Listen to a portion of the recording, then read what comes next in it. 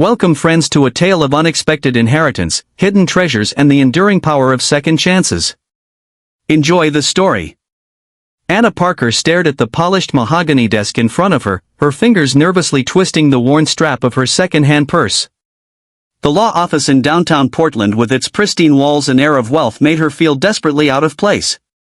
She could barely process what the lawyer Mr. Harrison was telling her. "Your grandfather, Mr. Warren Sheffield, has left you his entire estate," he repeated, shuffling through the papers before him. "The property is located near Sugarloaf Mountain, but I barely knew him," Anna whispered more to herself than to the lawyer.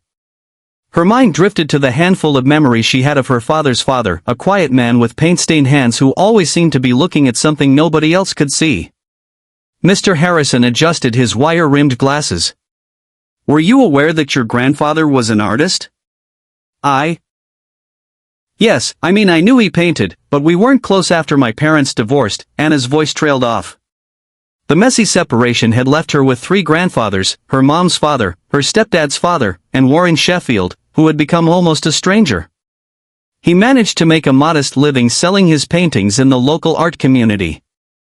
Mr. Harrison continued, nothing extraordinary in terms of fame, but he was respected among collectors in Maine. Anna felt tears welling up in her eyes. "I should have visited him. I always meant to," she brushed away a tear with the back of her hand. "I didn't even know his address." "Miss Parker," Mr. Harrison's voice softened slightly, "you were his only remaining heir. Whatever your relationship was or wasn't, he chose to leave everything to you." "Everything?" Anna's voice cracked. "What exactly does that mean?" The lawyer pulled out a photograph from the file. "There's a house, it's quite remote near Sugarloaf Mountain. The property has been in your family for generations."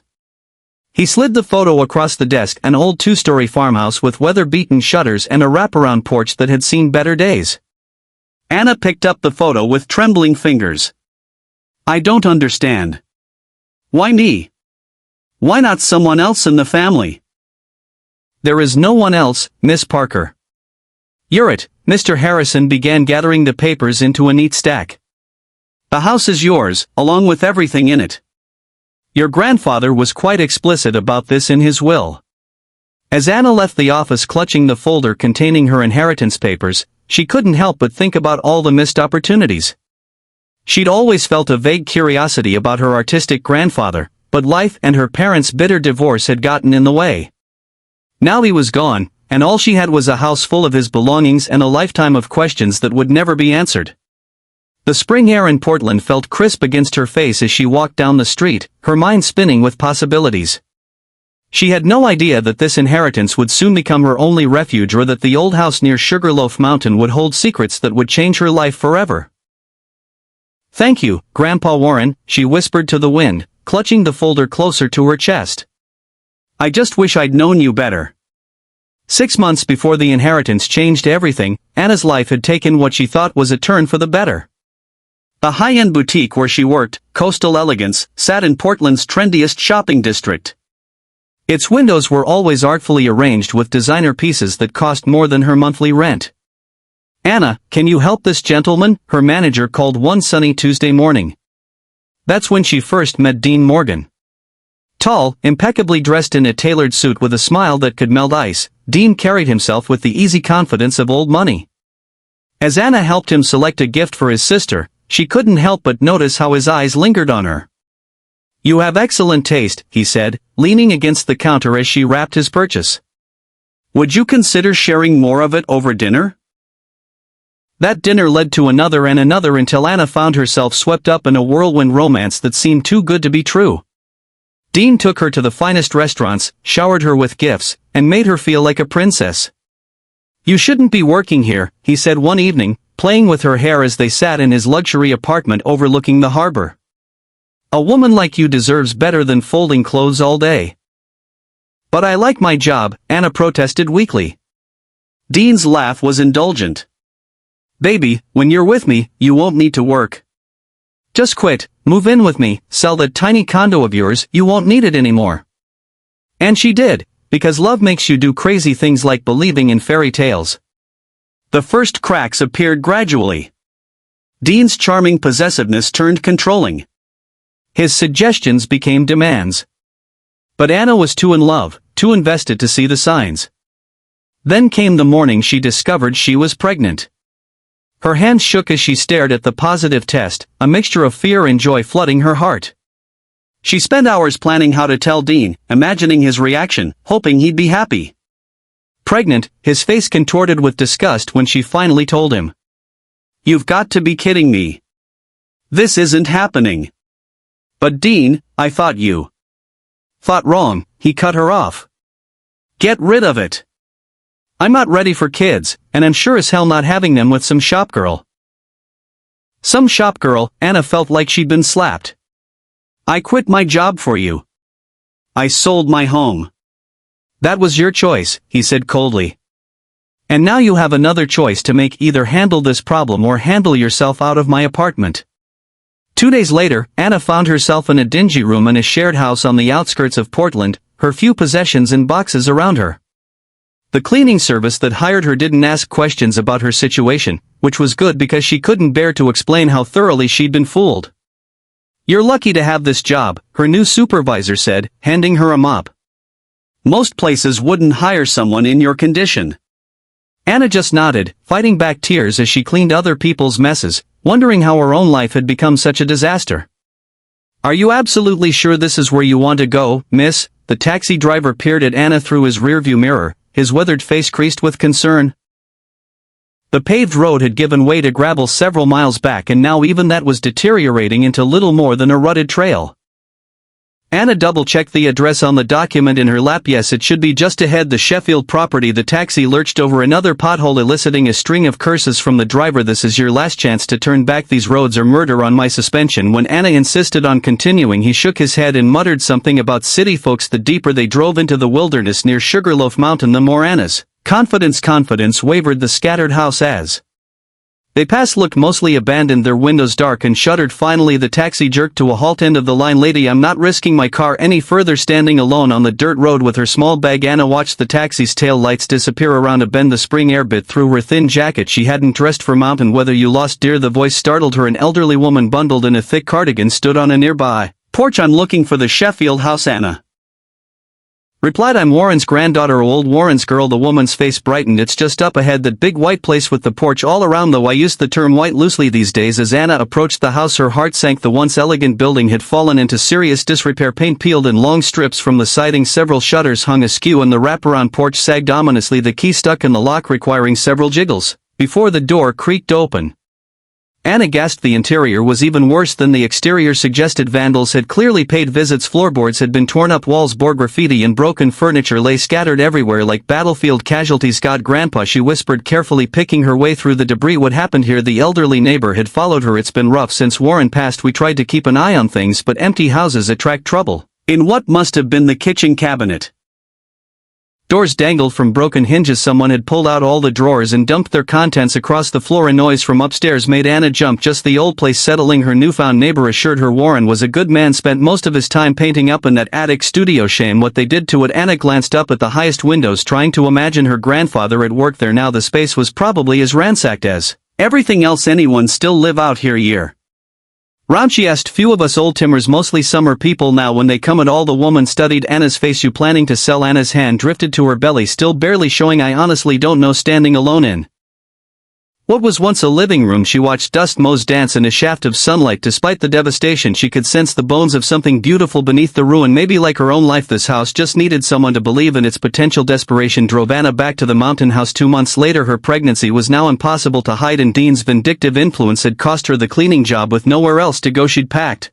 her meager belongings and taken another taxi up the winding road. This time something felt different. As she approached the property, she noticed a man lurking near the overgrown hedges. He was tall, lean, dressed in work clothes that had seen better days. Her hand instinctively went to her belly. "Protective, can I help you?" she called out, trying to sound braver than she felt. The man straightened up, offering a disarming smile. "Actually, I was hoping to help you." His voice was surprisingly gentle. "Name's Jacob Fletcher. I've been looking for work."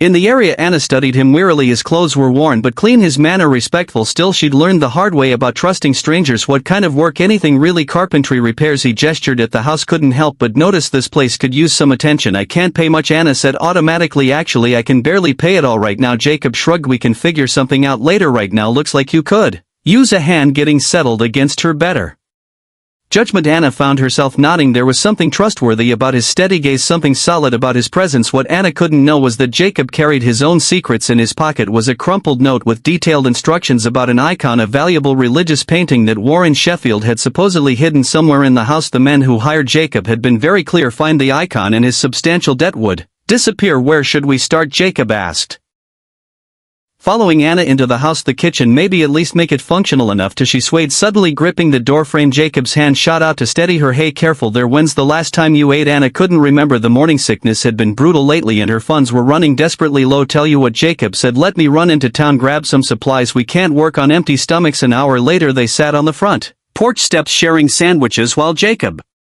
outlined his repair plans as he talked about shoring up the porch and replacing broken windows. Anna felt something she hadn't experienced in months. Hope. Why are you really helping me? She asked suddenly. Jacob paused mid-bite, guilt flickering across his face, but looking at Anna, young, pregnant, and so clearly alone, he couldn't bring himself to reveal his true mission. Not yet. Everyone needs help sometimes, he said finally. I know I have. As the sun set behind Sugarloaf Mountain, casting long shadows across the over, neither Anna nor Jacob could have predicted how their lives would intertwine or how the secrets they both harbored would eventually come to light. Over the next few weeks, the old Sheffield house slowly came back to life. Jacob proved to be as skilled as he'd claimed, replacing broken floorboards, fixing cabinets, and sealing leaky windows. Anna followed behind with paint and polish, transforming chaos into something resembling a home. You're good at this, Anna remarked one afternoon watching Jacob repair a broken porch railing. Where you learn here and there, he replied, carefully avoiding her eyes. My life's been complicated. They'd fallen into an easy routine. Jacob arrived early each morning, tools in hand, and worked until sunset. Sometimes they'd share lunch on the porch, trading stories about their lives, though both were careful to leave certain chapters untold. The crash of a car door outside shattered their peaceful afternoon. Well, a harsh voice called, look what we found. Two men in expensive suits that couldn't quite hide their thuggish nature stroll up the front walk. Anna saw Jacob's face go pale. Fletcher, the taller man, sneered, getting awful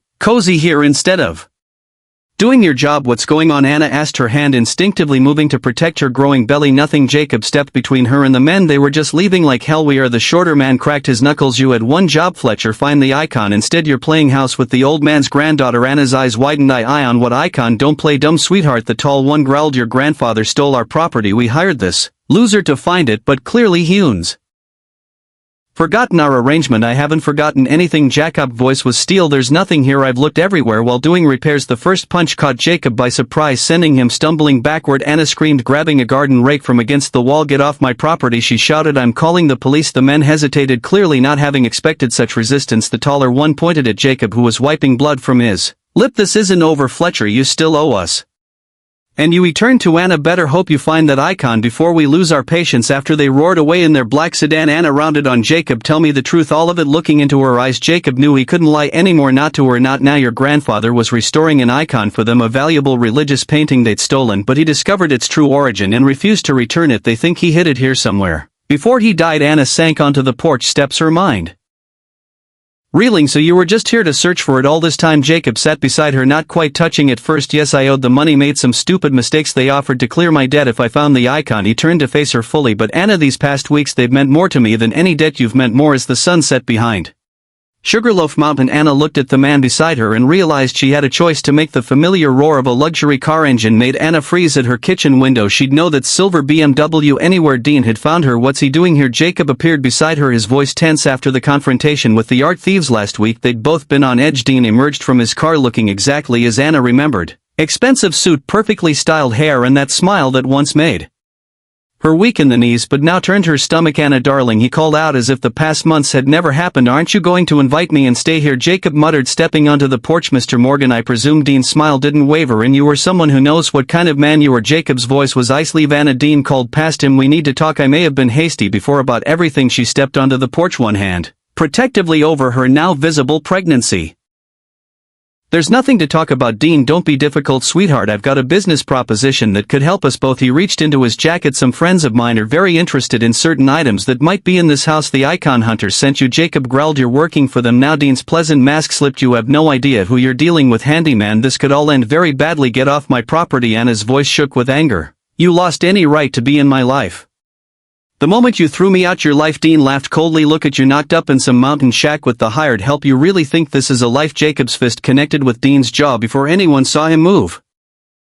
Dean stumbled backward, his carefully crafted image crumbling. You're both going to regret this, he snarled, wiping blood from his lip. Last chance, Anna, help me find what I'm looking for, or else what? She challenged. Dean's answer came that night. The smell of smoke woke Anna from a fitful sleep. Orange flames were already climbing the outside walls, spreading faster than seemed possible. Jacob, she screamed. He'd been sleeping in the restored guest room. Insisting on staying to protect her, he burst through her door seconds later. Fire escape route. Now they'd planned for this. After the threats began, Jacob helped Anna through her window onto the porch roof while flames consumed the stairs below. The heat was intense, smoke thick and choking. Jump, Jacob called from below, having climbed down first. I'll catch you. Anna hesitated for a split second, then pushed off as a section of roof collapsed behind her. Jacob's strong arms caught her safely and they stumbled away from the inferno that was once her home. From the shadows of the trees, Dean watched the house burn with cold satisfaction. He'd made his report by phone before setting the fire. The icon must have been destroyed. Nothing will survive this. But as he drove away, Dean didn't see Anna and Jacob huddled safely in the elderly neighbor's house, watching their world burn while holding each other tight. He didn't see the tears in Anna's eyes, not for the loss of the house but for the final death of her old life. And the man she once thought she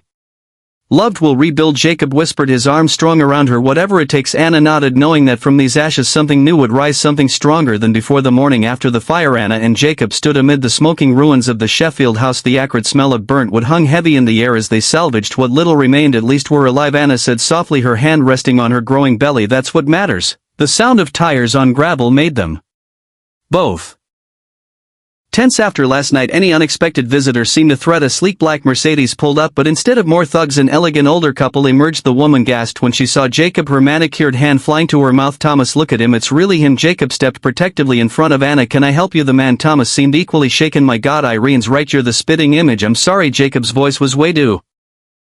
I know you know. Irene's eyes filled with tears, but we've been looking for you for years. I'm your mother, Jacob, your real mother. Anna felt Jacob stiffen beside her. That's impossible. Massachusetts General Hospital, May 12th, Thomas said quietly. There was a mix-up in the nursery. We didn't know at first, but as Max, the boy we took home, grew up, things didn't add up. DNA test confirmed he wasn't ours. Irene continued, taking a tentative step forward. We've been searching ever since when we saw your photo in the local paper last month. What photo? Jacob demanded. The fundraiser for the mountain rescue team. You were in the background of a group shot. Thomas recognized you immediately. You look exactly like he did at your age. Jacob shook his head. The people who raised me, the Hendersons, Thomas supplied. They were given our biological son Max. We've already spoken with them, done all the tests. There's no doubt. Anna watched emotions war on Jacob's face. Disbelief, anger, hope. She squeezed his hand gently. Why now?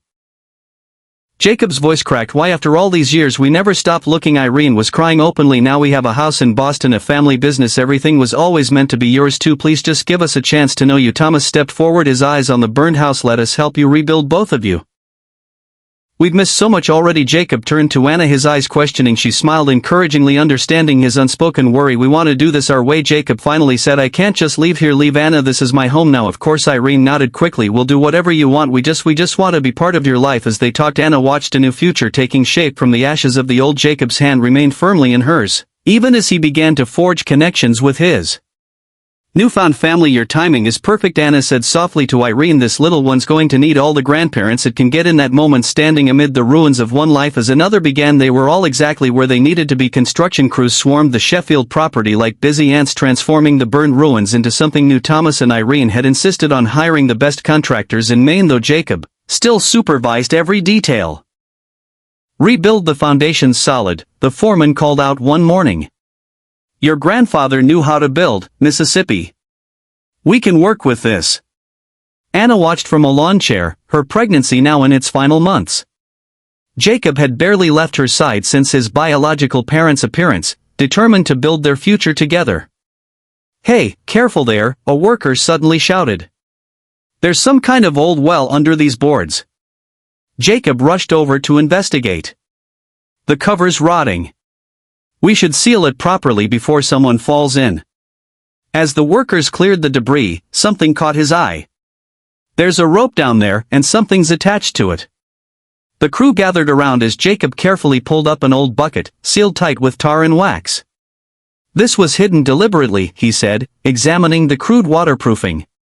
Anna's heart raced. Open it. Inside, wrapped in oilcloth and perfectly preserved, was an ornate religious icon.